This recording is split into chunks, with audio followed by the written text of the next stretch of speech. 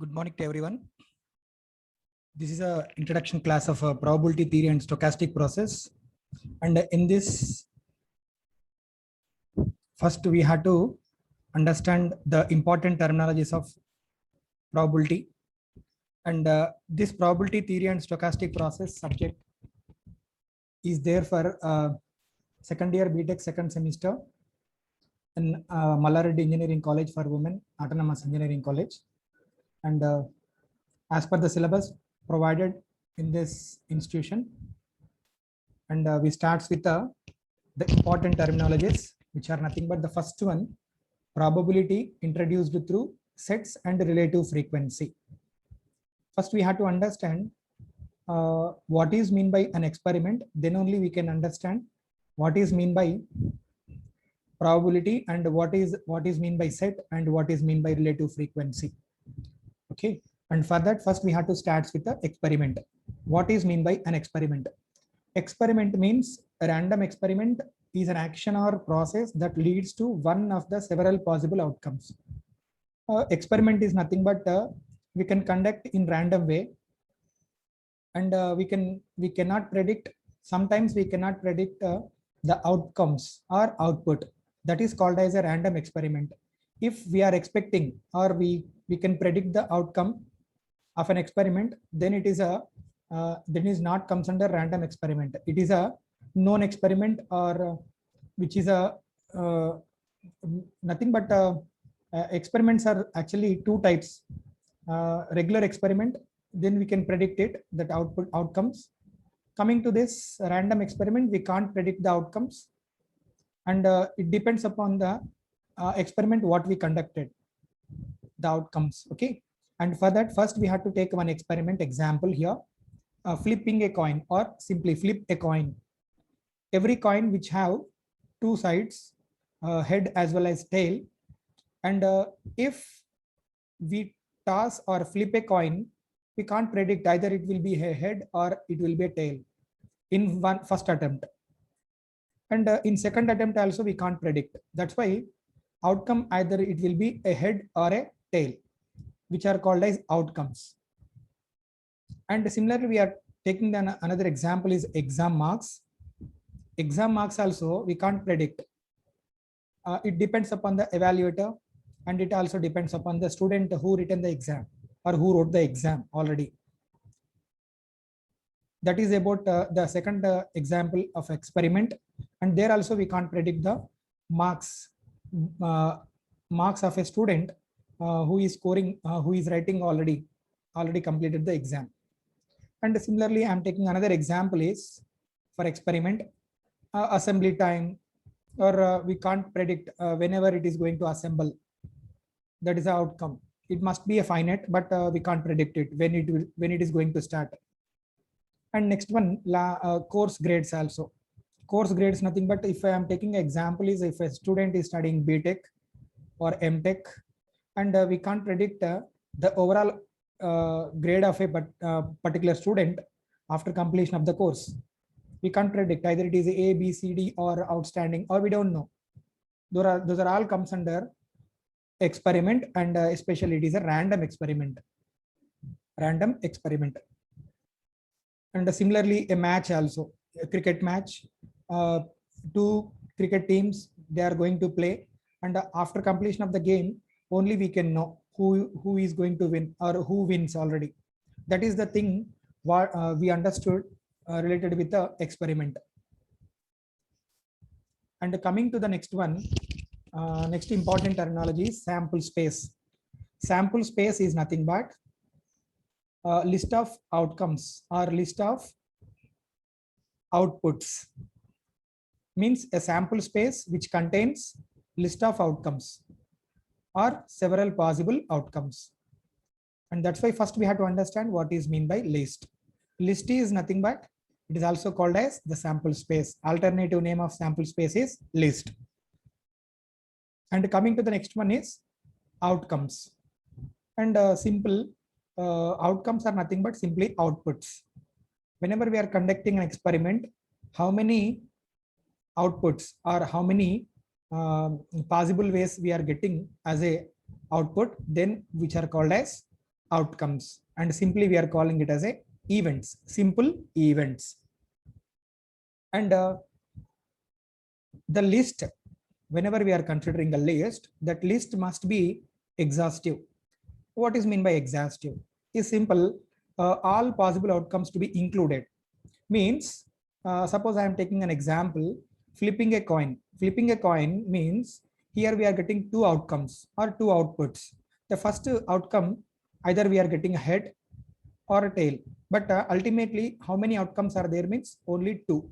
Only two possible outcomes are there, which are called as favorable events. Understood? And this is about the exhaustive. Exhaustive means must and should all the possible outcomes are to be included in the list or sample space. And coming to this example, I am taking rolling a die. Rolling a die. A die contains totally 6 phases, starting from 1 to 6. If I roll it, I cannot predict the outcome, but any one of the output from out of 6 possible outcomes, we are getting only one. That's why if I am rolling 6 times, I'm getting 6 different types of outcomes, but the maximum set is nothing but 1, 2, 3, 4, 5, 6. Okay, depending upon the rolling a die. And in this, we want to understand another thing also, that is a mutually exclusive. The list also, in this particular example, we are considering that the list must be a mutually exclusive. That is nothing but no two outcomes can occur at the same time. What is mean by mutually exclusive events is nothing but at a time we can't get two outcomes. At a time we won't get two outcomes. If we are getting like that, it is not a mutually exclusive. Okay, and for that I am taking one example here. Die a roll means rolling a die. In that, what is my intention or what is my consideration is odd number or even number, both or any one. And next one is die a roll number less than 4 or even number. That is also another consideration. In that particular aspect only we are conducting our experiment. If not equal to that, we can't consider it. That is about the example for this mutually exclusive. Here we can't predict at a time. We are not getting two outcomes. Every time we are getting only one outcome at one time. That is a mutually exclusive. And coming to the next one,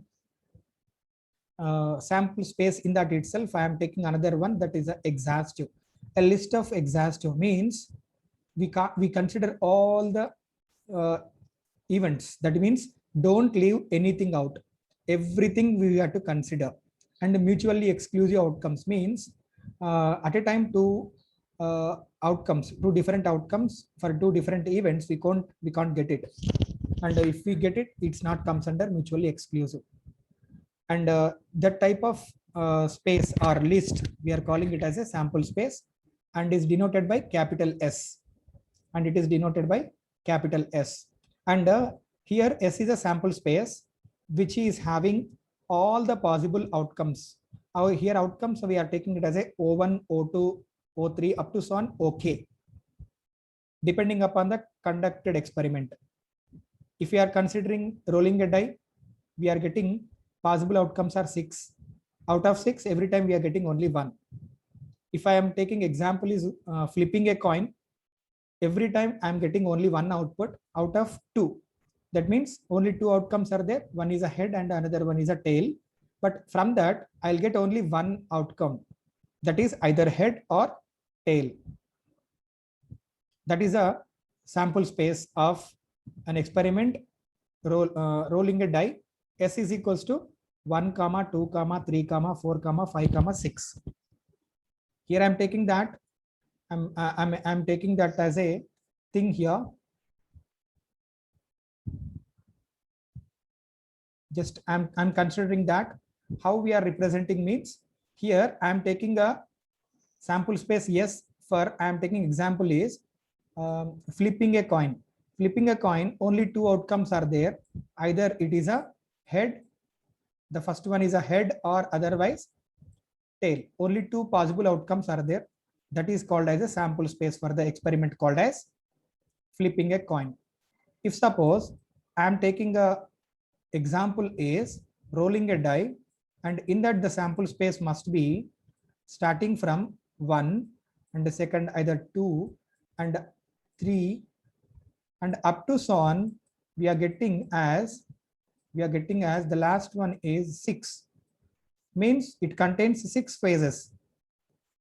That is nothing but the sample space. And ultimately, how we are representing a sample space means S is equals to set of or list of all possible outcomes, which are nothing but O1, O2, O3 up to so on, OK, which is placed in a braces, curly braces. That is the nothing but sample space representation. And this is nothing but this is can be represented from the set theory.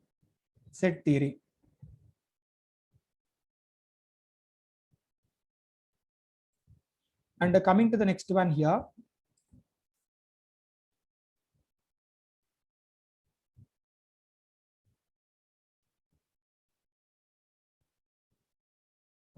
Coming to this, first we have to understand about the sample space in depth. Whenever we are considering the sample space, S is equals to outcomes from O1 to OK. The probabilities assigned to the outcome must satisfy these requirements.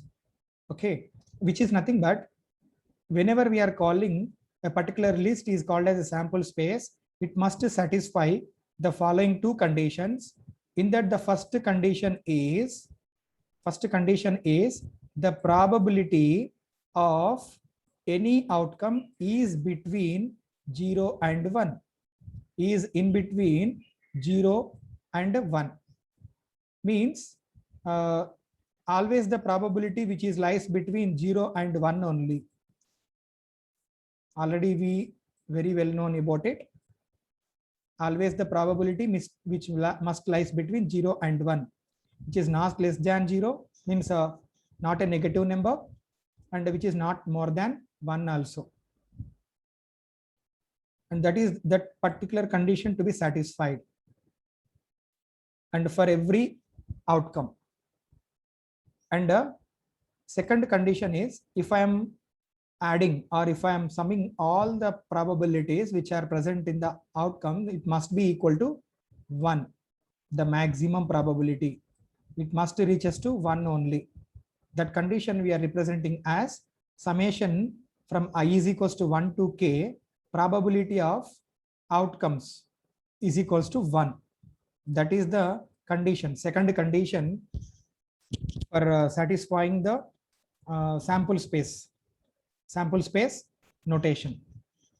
This is very, very important conditions for a sample space, first one as well as second one.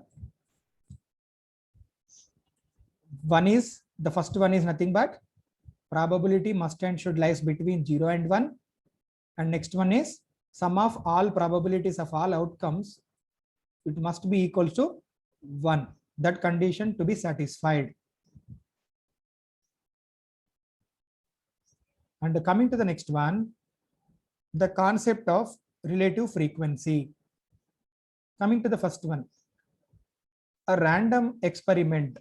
Just now I mentioned what is meant by random experiment means the output of an experiment we can't predict. And a random experiment with sample space, yes, we shall assign non-negative number. We shall assign a non-negative number called probability to each event in the sample space. Means whenever we are taking an example is a flipping a coin. If I am taking a sample space for that flipping a coin experiment, I am using only two representations. One is a 0 and next one is a 1. Head and tail. Head means 0, tail means 1. I am not going to give any negative value. Means -1 or -2 like that, we won't give it. That is the first one, first important point in a relative frequency. Then next one is, let A be a particular event. If A is an event in a sample space S, then the probability of event A is denoted by P of A.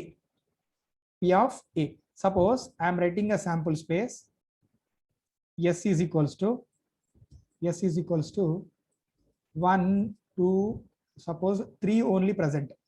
As outcomes, 3 only present. And what I want to say here it is, if an event A, that is a part of sample space yes, whenever we are denoting that particular, or whenever we are taking the probability of that particular event A, then it must be represented as probability of A. And suppose here I am taking the example is a sample space contains 3 outcomes x1, x2 and x3. Then how can we take that second one? Must and should be represented as probability of x2 is a second outcome. Probability of x2 is equals to what? It is 2. Like this we can consider, or like this we can represent. That is the information from the second point. Now coming to the third point, suppose that the random experiment is repeated n times. Random experiment what we are conducting is repeated n times. If the event A occurs NA times, if the event A occurs NA times, then the probability of event A is defined as relative frequency. Means the outcome that will be repeatedly occurs, then that type of existence is called as relative frequency. And how relative frequency will be defined means simple, probability of A, that event A is present n number of times, that is represented as limit n tends to infinite NA by n. Means how many times an event A occurred divided by total number of outcomes. Total number of outcomes. Means, once again I'm repeating, what is mean by relative frequency means it's a ratio of an event A occurred n number of times. Means how many times the event A occurred divided by the number of outcomes of an experiment. That is the definition for relative frequency, that is limit n tends to infinite NA by n. That is the equation for the relative frequency.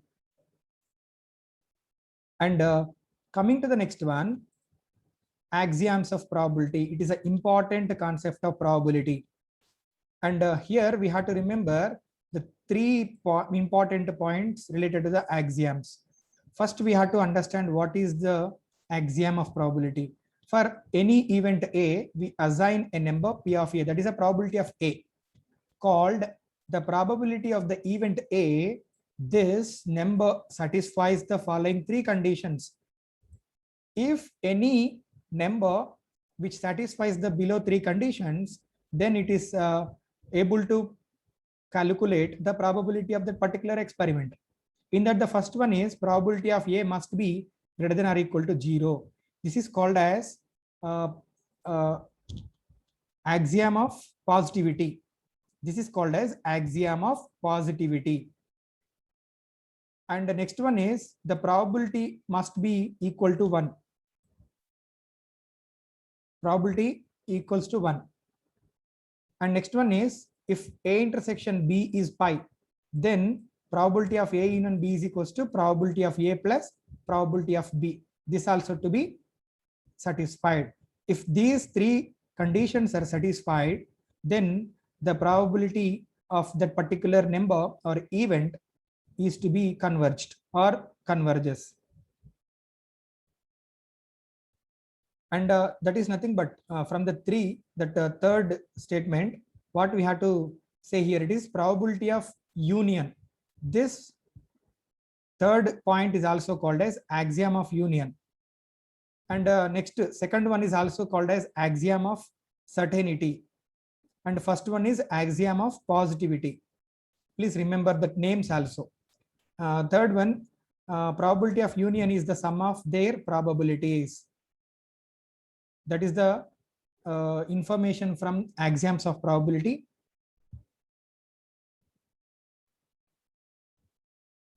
Now coming to the next important point is events. What is mean by an event? What is mean by an event? The probability of an event is the sum of the probabilities of the simple events that constitute the event. Example, I consider that rolling a die example. The outcomes are 1, 2, 3, 4, 5, 6. And if I am adding or if I am equating all are having an equal number of chances. All are having an equal number of chances. If suppose I am considering the even numbers only, that even numbers only considered as an event, and the possible number of chances have to be 1 by 2, because half of the chances are there. In this, 3 are even numbers, 3 are odd numbers. That's why we are having a equal number of chances. That's why we are getting a 1 by 2 means 50% even number of chances and 50% odd number of chances we are getting. That I want to convey here. What is mean by event?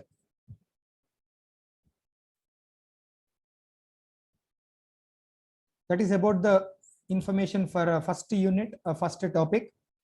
And thank you all of you.